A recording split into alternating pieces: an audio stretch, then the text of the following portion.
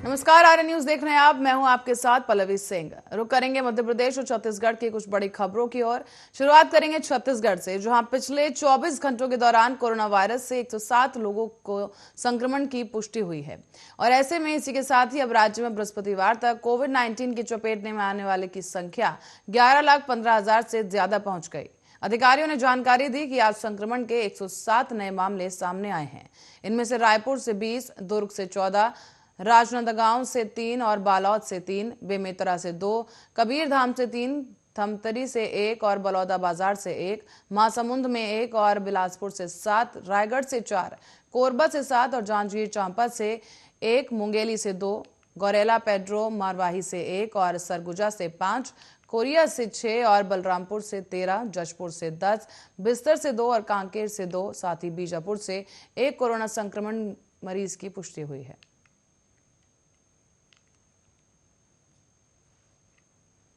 और यूक्रेन से हजारों की संख्या में मेडिकल के छात्र देश वापस लौट रहे हैं, लेकिन अभी भी बड़ी संख्या में छात्र वार जोन में ही फंसे हुए हैं। लेकिन इसके अलावा एक और बड़ी समस्या यहां पर देखने को मिल रही है, वो है यूक्रेन से पढ़ाई के बीच छोड़ने वाले छात्रों की आगे की पढ़ाई का आखिर क्या होगा। इसी विषय को लेकर छत्तीसगढ़ के स्वास्थ्य मंत्री टी.एस. सिंहदेव ने केंद्रीय स्वास्थ्य मंत्री मनसुख मंडाविया को एक पत्र लिखा है। दरअसल स्वास्थ्य मंत्री टी.एस. सिंहदेव ने केंद्रीय स्वास्थ्य मंत्री से यूक्रेन से वापस लौटे छात्रों को देश के चिकित्सा महाविद्यालयों में निर्धारित प्रक्रिया के तहत भर्ती देने का आग्रह किया है।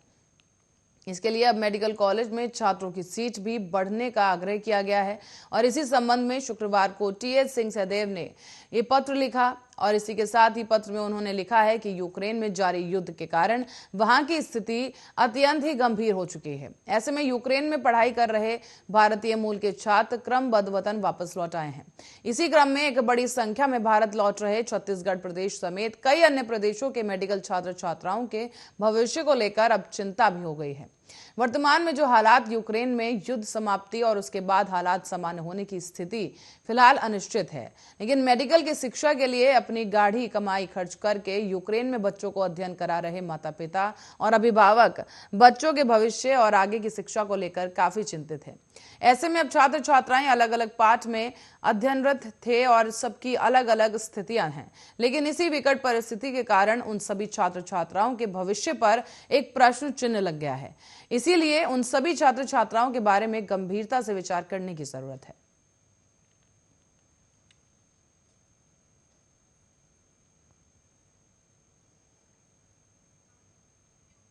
और वहीं गौतम बुद्ध नगर और महात्मा गांधी की पेंटिंग्स के साथ ही अब जबलपुर के कलाकारों, कवियों और रंगकर्मियों ने युद्ध के विरुद्ध भी एक अभियान छेड़ दिया है। शहर के मालवीय चौक पर जुमा कलाकारों ने रूस और यूक्रेन से अपनी कला के माध्यम से युद्ध खत्म करने की अपील की। रूस और यूक्रेन के बीच चल रहे युद्ध के कारण पूरी दुनिया तनाव में है और इस युद्ध के तीसरे विश्व युद्ध में तब्दील होने की भी आशंका जताई गई। इसी युद्ध में दिनों दिन बिगड़ रहे हालात और वहां के लोगों की दुर्दशा को देखते हुए अब शांति के लिए भी आवाजें उठने लगी हैं। जबलपुर के चित्रकारों ने पेंटिंग के जरिए दोनों देशों से शांति की अपील की है। मालवीय चौक पर चित्रकार विनय अंबर और अन्य कलाकारों ने महात्मा गांधी और गौतम बुद्ध की पेंटिंग्स बनाकर रूस और यूक्रेन से युद्ध खत्म कर और शांति की अपील की। इस पेंटिंग में महात्मा गांधी और गौतम बुद्ध के अलावा चिड़ियां, मछलियां और एक बच्चे को गोद में लिए हुए महिला की पेंटिंग बनाई गई है। ये जो मनुष्य हैं और अन्य जीवों की परेशानी को ये पेंटिंग्स बयां कर रही हैं। रूस और यूक्रेन के बीच बीते 9 दिनों से युद्ध चल रहा है, जिसमें यूक्रेन में हजारों भारतीय छात्र भी फंसे हुए हैं। ऐसे में यूक्रेन के हजारों लोगों की भी अभी तक जान जा चुकी है। ऐसे में रूस के हमलों के दौरान यूक्रेन में जो संपत्ति और जानहानि हो रही है, उसी की तस्वीरों ने पूरी दुनिया को हिलाकर रख दिया है। तो इसी बीच ये तस्वीर एक माध्यम है दोनों ही देशों के बीच शांति को स्थापित करने की एक अपील की तरीके से।